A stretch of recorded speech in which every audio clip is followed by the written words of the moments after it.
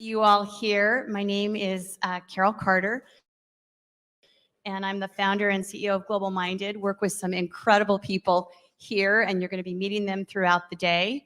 And welcome to our audience, part of the live stream that's going on across the country.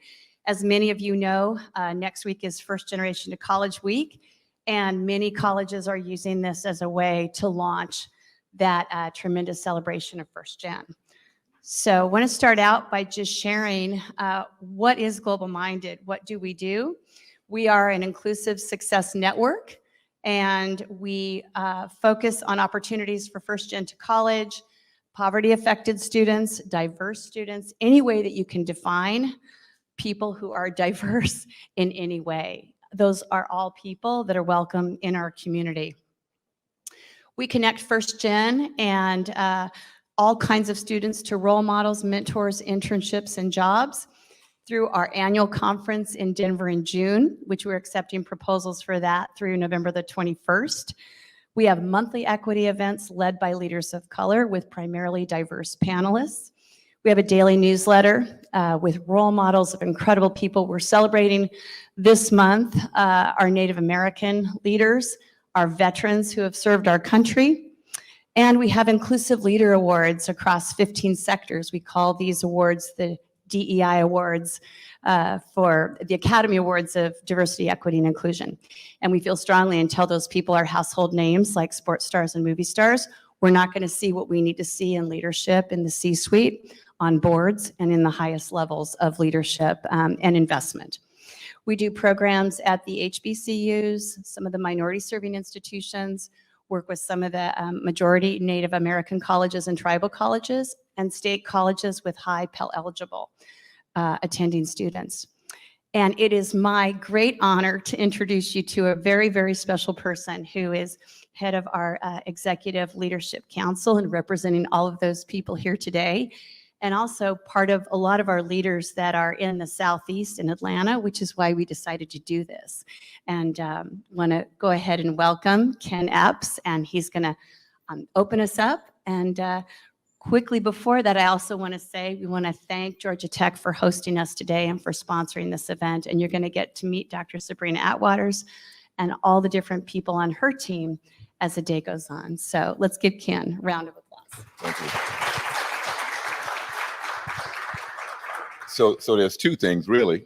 One is when you meet Sabrina, you know she's in charge, because she just impresses me since last night and today with that. And part of her effort and everything has made it easy for us to have this event today. And I really, on behalf of the GlobalMindED team, want to welcome you all to Atlanta. It's a great city. You always feel like you're home when you're here, no matter where you're coming from. What excites me is we have a collection today of great educators, great business people, and great students all in one place. And we have the opportunity to do some things for these students. And the reason I wanted to kind of introduce this is because when I look at these students, I see a version of myself many decades ago. I grew up in rural South Carolina, in a town about as big as this room here, certainly with parents who did everything from sharecropping, barber shops, you name it, but certainly still didn't have the kind of opportunities that they wanted their children to have.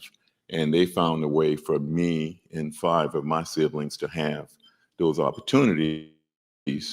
And more importantly, people like you that are in this room this morning enabled me to be successful on that journey, in that path. And that's the kind of thing that GlobalMindED is all about, enabling young people, making sure they can be successful, and hopefully they'll grow, be successful professionals in whatever they do. And one day they'll be in a room like this, helping people. So that's what this is all about. We have a great collection of people here to do that today, and I'm very excited. So that's one thing I wanted to do. The second thing I need to do is introduce Rose, who is going to be moderating the first panel. So I need to tell Rose that she's a rock star for me. She has so much information here that I selected from her bio. what I want to use. So if she doesn't like it, she can't be mad because it's from her bio.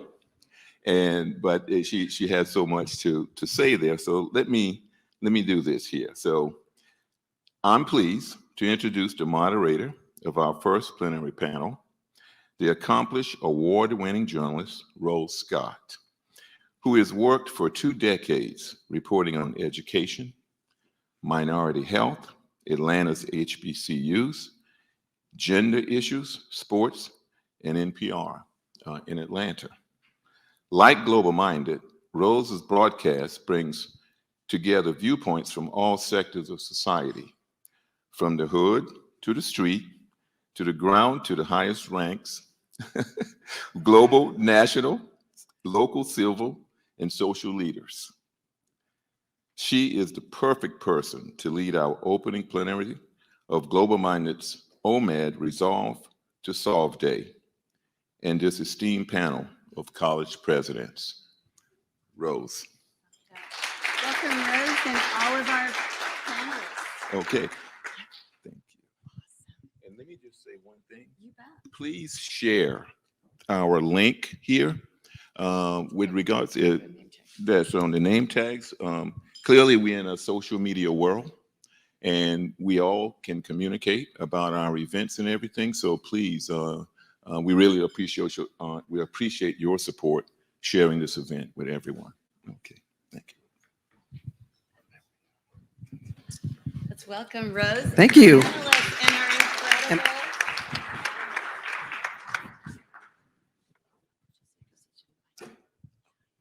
All right, thank you. One thing that Ken did fail to mention, and I say this all the time, is that I'm also a 3-time fantasy football champion at my job.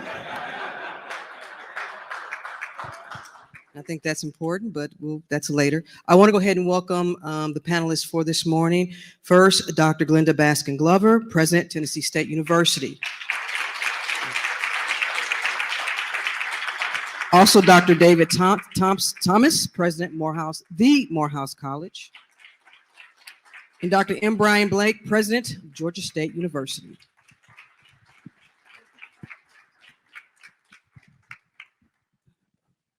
First of all, good morning and thank you. And good morning to all of you. For those that listen to a closer look here in Atlanta, you all know that I like to begin segments with origin stories. I think that's important.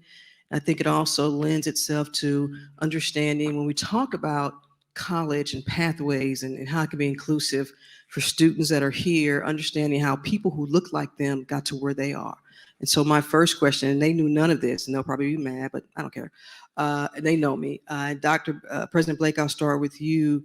Take us back to whatever university or college it was when you realized that you had got accepted, you were going to college, and what that moment was like for you. Yeah, I think when I applied to Georgia Tech, Purdue, MIT, Mercer, and Tuskegee. So I'll tell you, getting on a waiting list at MIT, I actually went to the campus to kind of get a sense of being from Savannah. It didn't feel right to me. So it was concrete. It didn't seem like there was any trees. And then when I met folks that were on campus, it just didn't feel right. And I know I spent some time at Purdue as well for 2 weeks, and then I came back to Georgia Tech, and I spent a lot of summers at Georgia Tech, Atlanta more broadly. My uncle stays in Southeast. He's still in the same house today. So felt really good about that. And, when I received the, acceptance to come up here, it's just, it's kind of overwhelming, So we hadn't flown. I'd say most of my early life was not very diverse. It's like 100% Black. So it took a while for me to appreciate coming to a place where, from being from Savannah, Georgia, I very infrequently left that area. So overwhelming. It was more broad. I felt more independent. So those are kind of some of the feelings I had when I first received acceptance. All right, President Thomas. What did it feel like when I first got admitted to college? Yeah. Okay. So here's the backstory. I'm first generation college. I didn't know anybody in my family who went to college. I read Martin Luther King had gone to Morehouse. So I decided I was going to Morehouse at about 10 years old, because I used to go with my father from the time I was 5 years old to help him clean office buildings. He knew I hated it. He said to me one day, "You hate this, don't you?" I said, "Yeah." He said, "Well, if you go to college, you want to do this." I said, "I don't know what college is. I don't know anybody who's been, but I know I'm going." So fast forward, I was a studious kid. So Martin Luther King came, taught at my church, and I started reading about him. He went to Morehouse. Fast forward, time to apply to college. I'm pretty old. I was born in 1956, so we're talking 1973. I only applied to 2 colleges. I applied to Morehouse, where I know I'm going, and a counselor came and told me to apply to a school that nobody in my community had heard of, and that was called Yale. And I was going to Morehouse, but I said, okay, I'll apply to Yale, you know, dutiful. And I get into both. And Morehouse didn't give me any money. And Yale gave me a full ride. And my father said, you can add. I got 0, you got 0. Morehouse gave you 0. That's 0. And so off I went to Yale. And quite frankly, because like Brian, you know, I grew up in a community that was 99.9% Black. There was one white family in my elementary school, and they were the poorest family in the school. They were the only white people who couldn't escape the neighborhood when it transitioned. So anyway, you know, I went to Yale with not very excited, actually, but with a sense of duty that I was going to represent my family's aspirations. And, you know, I grew up in an era where in many Black families, there was a chosen one, the one who was going to break through. And that was me. And that's what I went to college feeling like. Got to do my duty. Now you're the president of Morehouse. Took me 50 years. I wanted to go to Morehouse from the time I was 10. I got to Nav when I was 60 minus 4 days, plus 61 minus 4 days. So it took me 50 years, but I made it. All right. Thank you for that, President Baskin Glover.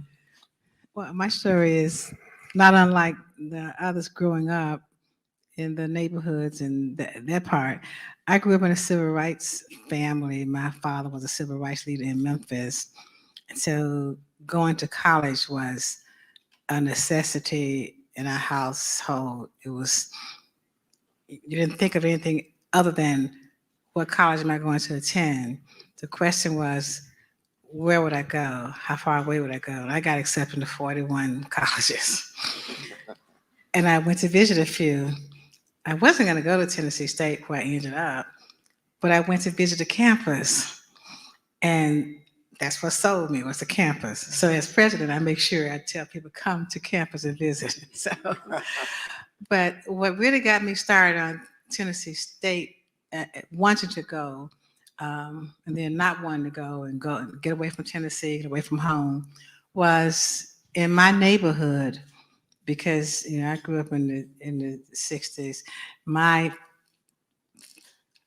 I watched my good friend's house burn down because the segregated policies would not allow the fire department to put the fire out. You know, it was across the street from the limit. We were in the county, from the city limits. So we had water hoses, and I must have been about 7 or 8, but I knew then. Then there was some people from Tennessee State who was there to help at the march. It was because the next day we had a march to get fire protection in that neighborhood. So they were there, and they were talking about Tennessee State. I didn't know anything about the school then, but I was so moved by the fact that they were helping so, and because they would not put the house fire out, that I said, I'm going to go somewhere to college where we can put out fires if somebody's house burned down. And I can help people in this community to do things and to be treated fairly. So I want to be a lawyer. I am a lawyer, but I don't practice law. I run a university. So I said, I want to be a lawyer or a policeman or something so I can help people when they need help. So I started looking at all the majority institutions, and then I finally went to visit Tennessee State. It all came back to me about the individuals who had helped putting the fire out. And so I went back to Tennessee State and enjoyed it as a student. And it's just an awesome blessing now to come back and lead the very institution that gave me my start. Wow. So that's what I Thank am. you. Wow.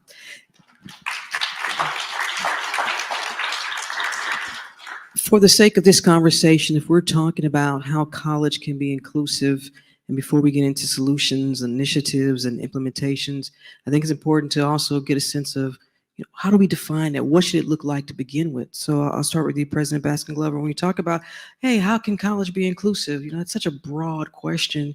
How do you answer that? DI, I mean, today is the day of diversity, equity, and inclusion. We all know you can be diverse and not be inclusive. You can be diverse and have a lot of African Americans at different places, but unless you're inclusive or unless there's some type of equitable way we do things, then we missed the boat. So we have to look, achievement has to be broadened. I think it's based on more than just test scores. It's based, you have to put it in context. A few years ago, there was a debate within my sorority about whether we should, everybody had to have a 3-point something to get selected. So we say, you really can't do that. That's out of context. You have to, if someone is an engineering major and has a 2.8 or 3.0, and their major is considered really hard, and you have another major that's not as difficult. I'm not sure what that is, but that's not. I used the major one time, and they eviscerated me later for using it. Don't put nobody major out there now. So, and that person had a 3.3. Would that person be, with their achievement level, be measured differently? And so I say we have to look at the context, because are you going to, a person who works 20 hours a week and still excels, is that person any less able to achieve? So we have to look at a different context of achievement. And then use beyond the campus. Whatever's on our campus. When Martin Luther King said, whatever affects one directly affects us all indirectly. So whatever's going on your campus, if you can become diverse and inclusive on your campus, then it spreads to the community. And the campuses in your neighborhood, like in Nashville, there are 4 HBCUs within walking distance of each other. I mean, if you really want to walk, but right within miles, you had Tennessee State and Fisk and Meharry and the American Baptist College. So you start with, and you expand to the community. So it's more than just a university or a college issue. It is a much broader issue and a much broader context. President Thomas? Ask me a question again. I was so busy following President Glover. I want to make sure I answer the question. If we're talking about, how college can be inclusive, what does that look like? How do you define that? So,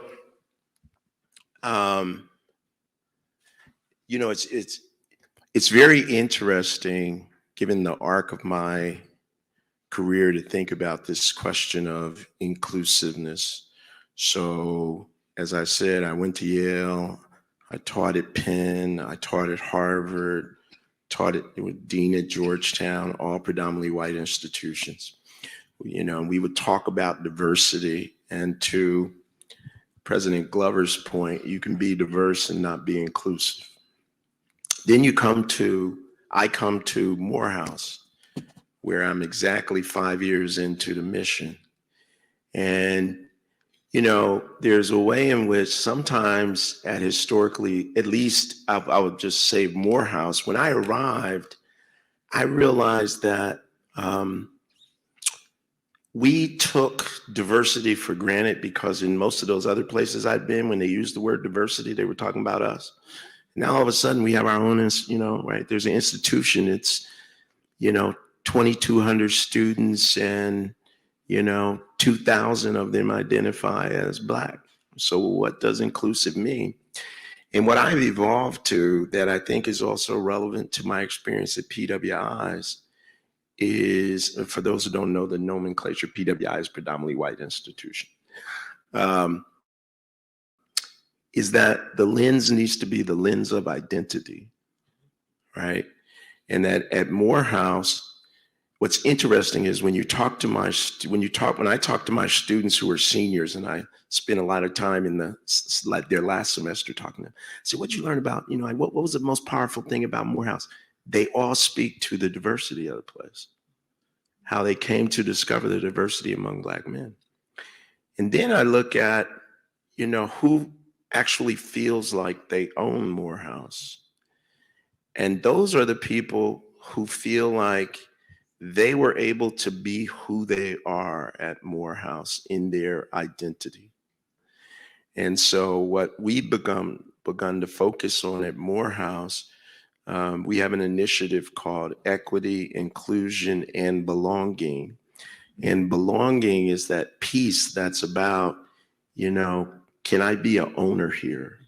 Can I bring my full identity and explore that here and not have to defend it? And I think inclusion is when an institution creates an environment where people feel like they can be who they are and they can belong. And the possibility is there for them to actually own the institution and say, this is mine. And I contrast that when I was at Yale and I got a great education. I got 4 degrees from Yale and all of that, but I never felt like I could own the place.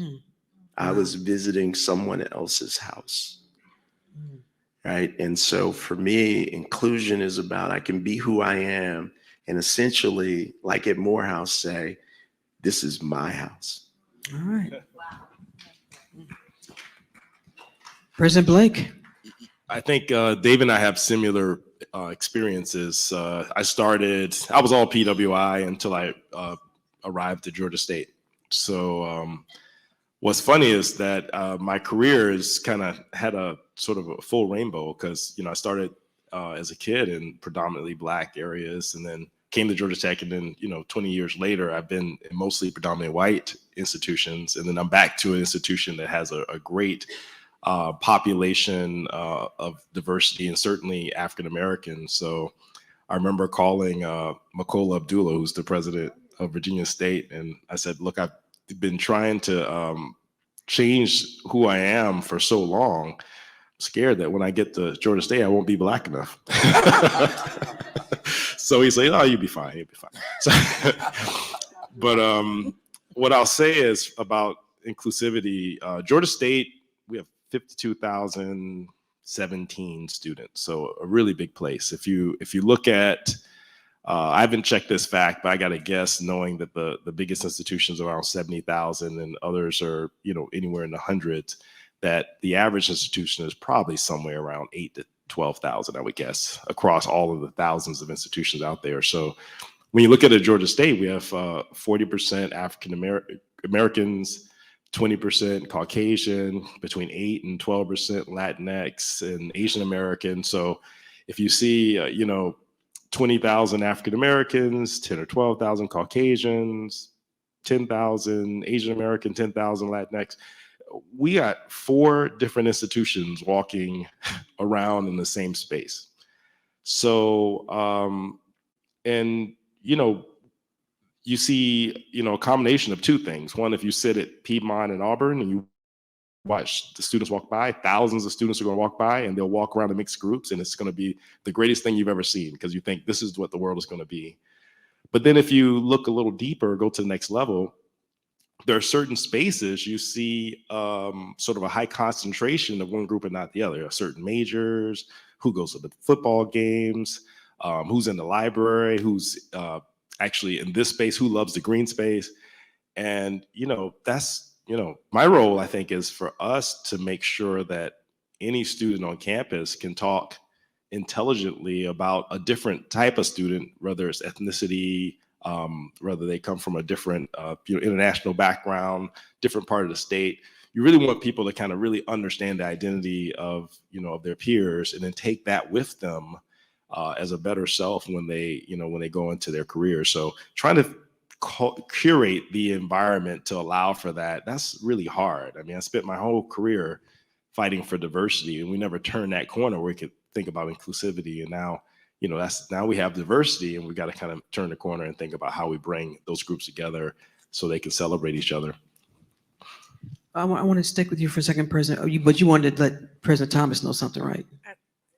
My son, I have to concur with how the indoctrination of ownership of Morehouse.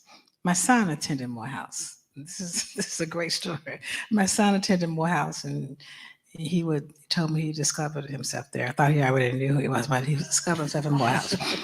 And they would walk around like they owned the university, the college. Well, so one day he called me and said, my Morehouse is it. It's the bomb. Before, that's at the time, I had to learn, being a college president, I had to learn undergraduate jargon. So he said, Morehouse is a bomb. And I said, yeah, okay. And he says, I contributed, I gave back to him the day they called us in, the pre-alums, and I gave him $100. And I was so excited. I told my pastor, I said, he guessed it. He guessed the HBCU thing. He gave back. And so I was telling people how great it was, what a good job they were doing. 3 weeks later, I get my American Express bill. Contribution Morehouse College, 100. I said, wait, hold it. I've already given him $122,450. So you're right about that. You own the university. I like that kid. President Blake, I want to go back to you because you all are leaders. And one of my favorite movies is Remember the Titans. And there's that scene where the young man says to his other teammate, attitude reflect leadership. And as leaders at your respective institutions, how are you all making sure that everything we just talked about so far, that the faculty, the staff, everybody is either buying in or being part of whatever the solutions are going to be? Because as presidents, you have so many other duties and responsibilities. And often, in public schools, K through 12, there are wraparound services, we call them, that those students need. You also need those wraparound services at your level. So how are you ensuring that the institution, everybody understands what the philosophy is as it relates to inclusion and diversity, and then you're able to implement whatever those initiatives are or programs? Yeah, I think you got to start by leading by example. So, I tried my best as a leader to be in every space, and I don't make I make no presumption about what a space might be. I make no presumption about how students might perform in this major or that major. The idea really is to say that everyone can achieve at the same level. So there's a couple of touch points you can do that with, sort of organizationally. For one, you demand diversity in every search, and you'll fail a search if you don't have a diverse group of individuals that are finalists. So I've done, throughout my career, I've done that to make sure that everyone knows that that's a part of kind of how we recruit, is a part of how we want our environment to be. From a student standpoint, Georgia State's really, we're an access institution, so we do accept students from all backgrounds. The way we establish our wraparound services, particularly how we do our work with data analytics to look for students that might be struggling in areas, we try our best to do that across both our 4-year students as well as our 2-year students. So we kind of, I think we've got a really secret sauce there, because we have the ability to interact with students from all backgrounds at all levels. So ultimately, we try to be inclusive in our practices to allow for the ability for for students to kind of feel comfortable engaging. And well, let me ask you, how early on in their process at Georgia State are you looking or trying to identify those students that may be struggling? Is it after the first semester, or how are you able to do that? Yeah, so we early, it's funny, the first, and hopefully this doesn't feel intrusive, but we begin to understand students by their profile and their engagement soon after they accept and deposit, because we know we lose a number of students over the summer. This is called melt, when students deposit and then they more or less surrender or give up their deposit and don't come. So sometimes that happens when, and I'll go backwards. First generation, my parents never applied to college. So when you do your personal statement, I didn't typical teenagers, like I'll just say my N is 1, my son didn't ask for help. And, my personal statement felt like just another resume. It didn't really have a whole lot of insight into it. And I think it could have been better. I was good at English, but I didn't have that person that was kind of telling me, okay, this is kind of how you do it. The same thing happens to our students when after they deposit, they don't know all the steps between depositing and going in. So we have ways to kind of determine if they've logged in, have they already filled out this form? Should we send them something for them to know that this is the form they need to do when they need to show up? So that's one area that you see a vast difference between our students based on their backgrounds, how well they react to some of the deadlines that we have leading up into the first day. So that's early. And then once they get into the first term, we have some proactive software that allows us to send advisors to specific students, depending on whether they've been in our learning management system and then kind of how they're doing in their early exams. President Thomas, what is the level of engagement for you all at Morehouse to ensure that you are meeting these students who are in those needs that maybe you didn't know when they were coming in? Well, on the academic side, I think we're pretty good at recognizing that our students are coming from a very diverse set of backgrounds and preparations, but they've all arrived with credentials that say that they are college ready, right? But they came from different places. So, some of my students are me. They've gone to high school. I went to a high school where nobody thought they were educating the person I became, right? They thought they were educating somebody who's going to go work on the assembly line at Ford or GM in Kansas City, right? With a good job, or maybe if I was smart enough, I could pass the postal test. At the other end of the spectrum are kids like my 2 sons who went to the best private schools in this country, right? And they come in ready to go. We have that diversity. 50% of our students are Pell eligible. 40% come from very segregated backgrounds, right? And so we're good at, I think, capturing that academic diversity early, preparing students in the first year so that by the time they get to the junior year, they're all, able to do the same level of work. What we're concentrating on now, right, is also managing the social diversity that our students come with, right? So it is different when you're a first-gen student. I don't care whether you're at a PWI or you're at a HBCU. We didn't used to talk a lot about first-gen students at Morehouse. So now we're starting to talk about and recognize that and think about our policies and what we do in our student services from that vantage point. Because we were also noticing that if you came from a college-educated family, the opportunities that can come to you at Morehouse are unmatched. And like I say, I've been at Harvard, right? What you can get out, if you come to Morehouse, you do well, unmatched. But 2 years ago, the valedictorian of our class was a young man who was about to leave without a job. And why was he about to leave without a job? Because he was working a full shift every day at Target for 4 years and didn't know where Morehouse could take him, right? And that was a class difference. He came from a family where, nobody had gone to college, and his obligation was to continue to take care of his family while he was doing well for himself. And he's damn near a genius, so school was easy for him. But he was the valedictorian, right? So now we're focused on, okay, what accounts for that difference, right? So that's one way, right? And we think about it from a policy standpoint, but also from an engagement standpoint. And the last thing, as a leader, because Morehouse is a really small community, at least our residential program, we now have an online program for non-traditional students.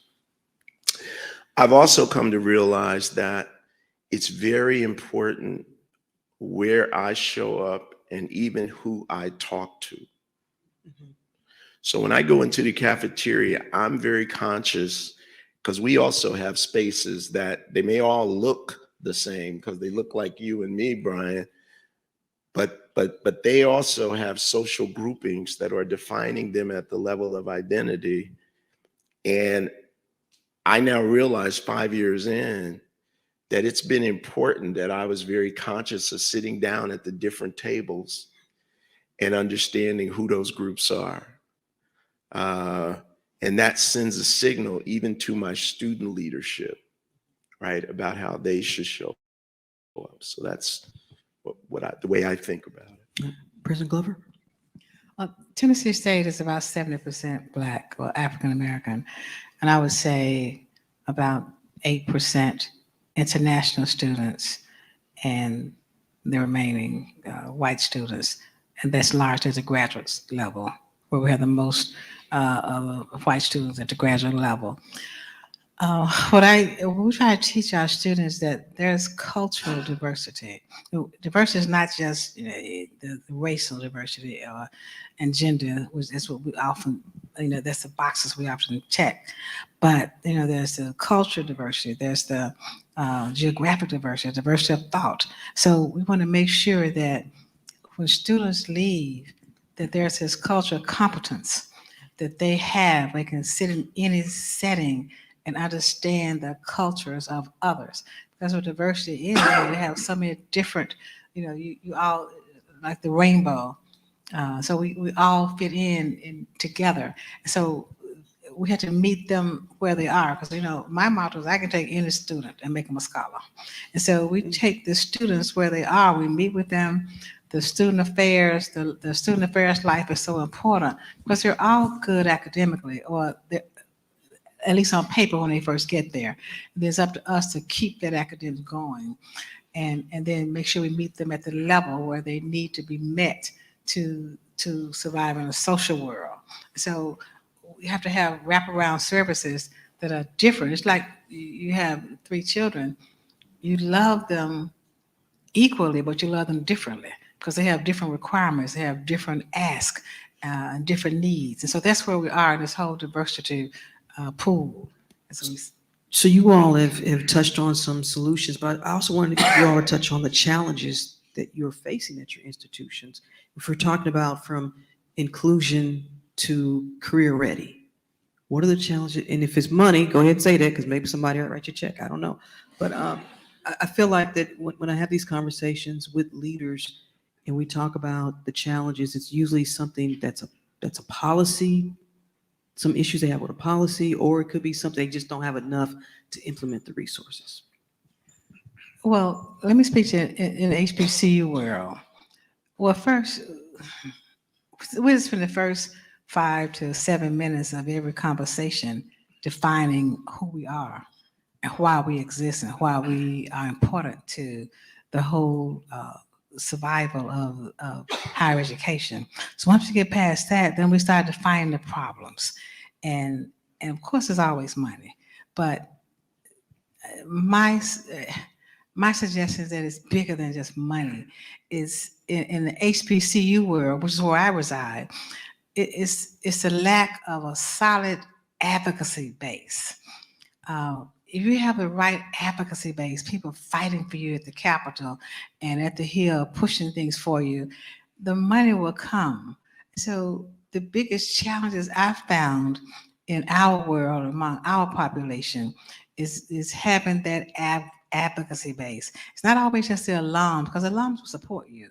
It's others that, you know, if you have a large PWI in your area and you have a Tennessee State, there's generally a difference in who's representing whom in the right places. So that's a big challenge that I have, and it always, I mean, it may lead to different diversity issues or different inclusivity issues, but that is what I see the whole wraparound challenge.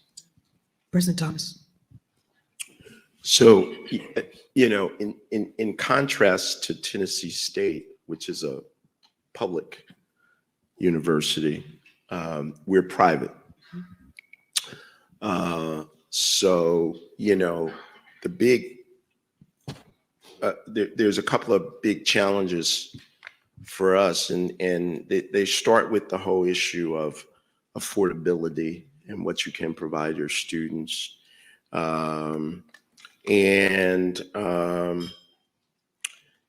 Being valued by the donor community commensurate with what your institution provides the world. So, you know, I have this line I sometimes give when I'm talking to donor communities, right? I take the institutions I've been associated with: Harvard, Yale, Penn, Georgetown, Morehouse. They all, the first three have one thing in common: they've all produced a president of the United States. Morehouse gave the world Martin Luther King. I think we're even. Right? And then if you go on to look at what our graduates have gone on to do in the world, the contribution to society is unparalleled given our size. We've never graduated more than 500 young men in 1 year in 155 years. Yet donors will give us $250,000 and act like they gave us 25 million. Right? And, you know, some of those donors are right here in our Atlanta community who've been sitting next to us. So that's a challenge, because when you look at the 5 top private undergraduate liberal arts colleges in the country, what they all have in common is they have endowments of at least $2 billion.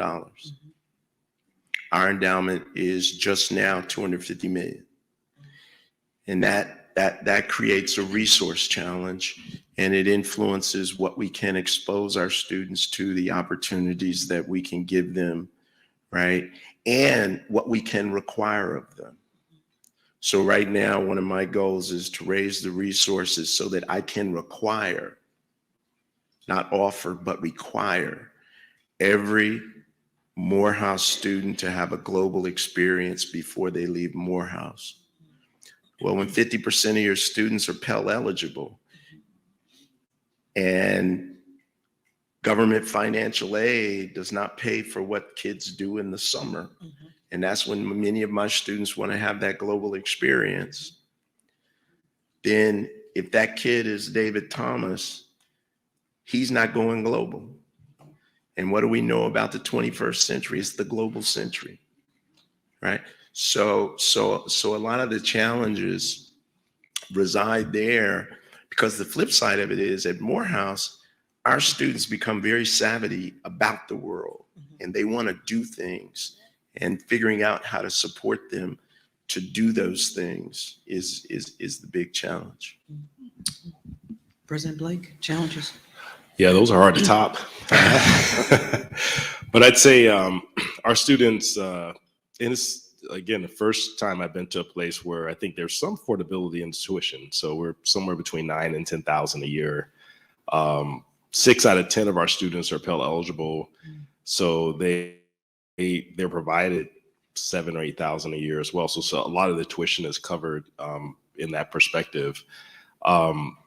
What's the challenge for a lot of our students is the amount that it takes to have room and board and their situations at home. So I think where we can provide counsel and provide services is to try to understand how to maneuver that. So we have some students that commute, others that are on campus, and they've got, many students have situations that change at home over the 4 years while they're with us. So trying to make sure that we are supportive in that way. And sometimes it's kind of getting financial support at the right time. Sometimes it's good advice to our students. The culture is not to take loans and so on. I try to have the conversation that, if you're going to come from a family that makes, 30 to 40 a year, and then as soon as you graduate, you're making 60 or 70 a year, that, a couple thousand here to kind of get you through is probably not going to be, it's going to be a pimple on the rhinoceros, but on the way out. So we try our best to give the right advice along the way. So I think those are the areas. I know we're running close on time, so I'll leave it at that. Well, as we wrap up, I think that we should, at least I think that we should offer you all an opportunity to reflect on what's just happening with our nation's highest court in reviewing policies and mandates involved with the affirmative action. And do you see that also, whatever that your answer is going to be, how do you see that fitting into what we've just been discussing and what's going to take place in this whole forum? President Blake? President Thomas, go ahead, because you got the mic up. I'll go first. I am on the board of the Yale Corporation and taught at Harvard for 20 years. And everybody in those environments is saying that the Supreme Court is going to rule against affirmative action. All indicators are that what that's going to do for places like Morehouse and TSU is increase demand for what we do. Because among some families, it will increase the intolerance for being seen as less than. And so all of a sudden, right, more people are going to want to send their kids to places who see them for who they are and what their potential is. So we're actually trying to think about how we plan for increased demand at Morehouse for what we do. Because not that some of those kids who show up couldn't get into Harvard in those places, but I think we're going to see a sea change in attitudes toward where students want to go and be valued. So that's what that's got me thinking about, is increased demand for what Morehouse and TSU deliver, and increased appreciation for it. And we already see that in our application pools. President. Thank you. There is the decision, it appears that the decision is leaning toward just acts in affirmative action. But right now, we're in the middle of an HBCU renaissance. Students are returning to HBCUs. What that would do will bring more students to outdoors. And we have open arms. If you meet the requirements, you meet the standards, we have open arms. We've always had our doors open, even when, to everybody, even when we couldn't get into certain schools. TSU will let you in if you had the GPA, you met the requirements. So we focus on your brand and your image and make sure that you keep that going so you can continue to be competitive. And finally, I look at the affirmative action like I'm looking at the voting rights. If it's gutted, if it's watered down, a big fight took place for you to get the right to vote. Our parents voted with dogs and hoses, but they kept voting. So no matter what happens, continue to vote. So with affirmative action, no matter what happens, continue to push in the right direction. So we've never gotten stopped because of legislation. We're going to keep pushing, keep fighting until we get there. And President Blake, I'll give you the last word. I mean, I think they've said it. I think same for us. The one thing I would say that, although I think it will draw more attention to places that are really inclusive. So we certainly are an access place and very diverse. So I do feel like it's going to have some benefit to the students that we accept and apply and matriculate. The piece I hope doesn't happen, though, is that I think over years, having affirmative actions allowed has at least stimulated the interest in looking at kind of the individuality of underrepresented minorities as we think about hiring and also our staff. So I hope that attention and the level of intricacy for which we do that doesn't go away just because this is not something that's kind of a cloud hanging over. So President Blake, President Thomas, President Glover, thank you so much for being part of this conversation. Thank you all.